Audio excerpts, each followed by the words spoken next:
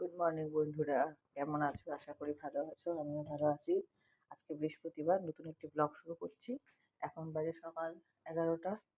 এখানে হচ্ছে দুধের চা, বরের জন্য ওখানে ভাত, এখানে দুধ। আমি উঠে উঠে বাথরুমে গিয়ে ওয়াশরুমে গিয়ে ফ্রেশ হয়ে এলাম। উঠেছি তো 10:30, ওই 10টা 20-তে। আর খেয়ে নিয়েছি গরম জল, একটু হজম হওয়ার পরে খাবো। এই যে আমার আর মেয়ের ছেলেটাকে দেবো না, ঠান্ডা লেগেছে।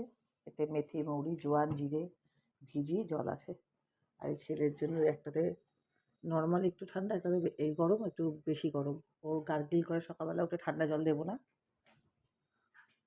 এই হলো কথা। এগুলো আমাদের নর্মাল জল খাবারের। চলো, কী রান্না বান্না করি না করি সারাদিন সাথে থাকো, দেখতে থাকো। পরে আসছি।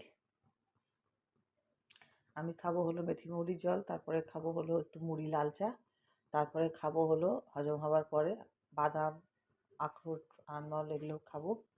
তারপর বেলা থেকে কী খাবো না খাবো দেখা যাবে।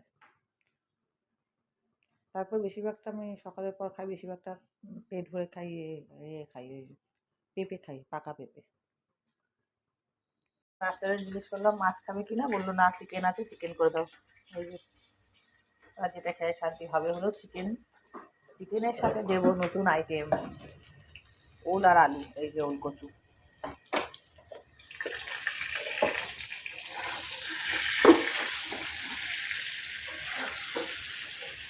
ওল আর আলু দিয়ে হবে চিকেন কষা।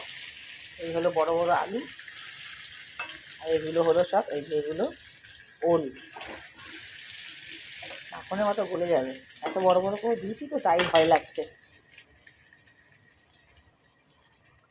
আর বানাবো হলো এই যে উচ্ছে আলু ভাজা, নুন হলুদ মাখিয়ে রেখেছি ভালো করে ধুয়ে।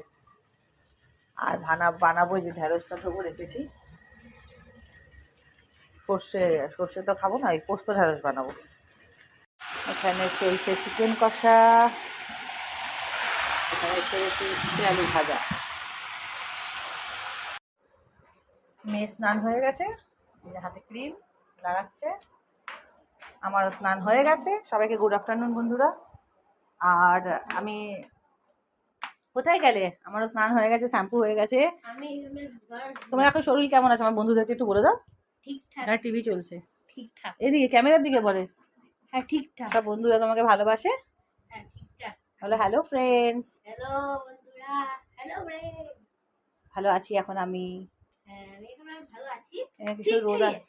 ঠিকঠাক আছো? ওকে, আছো তো আছো, তাতে কি হয়েছে? থেমে গেছে। এই জুতোটাকে সরাও।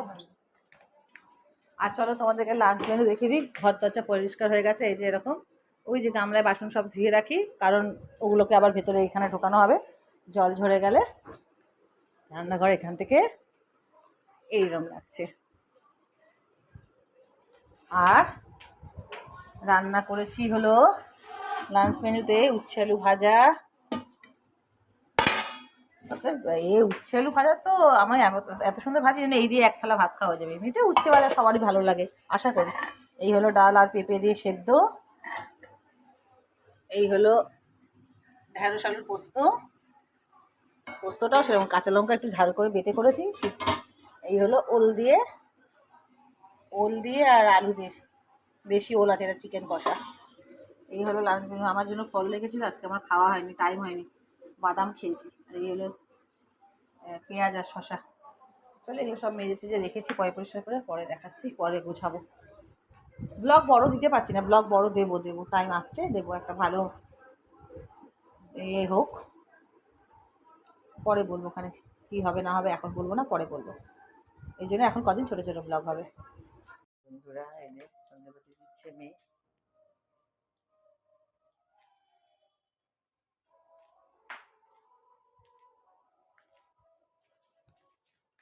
আমি শুয়েছিলাম, মেয়ে পুজো দিল। পুজোটা খুব মন দিয়ে দেয়, পুজো আর রান্না খুব মনোযোগ, বাকি কাজে মনোযোগ নেই, কিন্তু পুজোটা বললে ও বাবা খুব সুন্দর করে পুজো দেয়। এটাই তো মেয়েদের মধ্যে দরকার, রান্না আর পুজো, তাই না? কজনে আছে আজকালকার বাচ্চা কাচ্চারা ঠাকুরকে মন দিয়ে ভক্তি করে। এই যে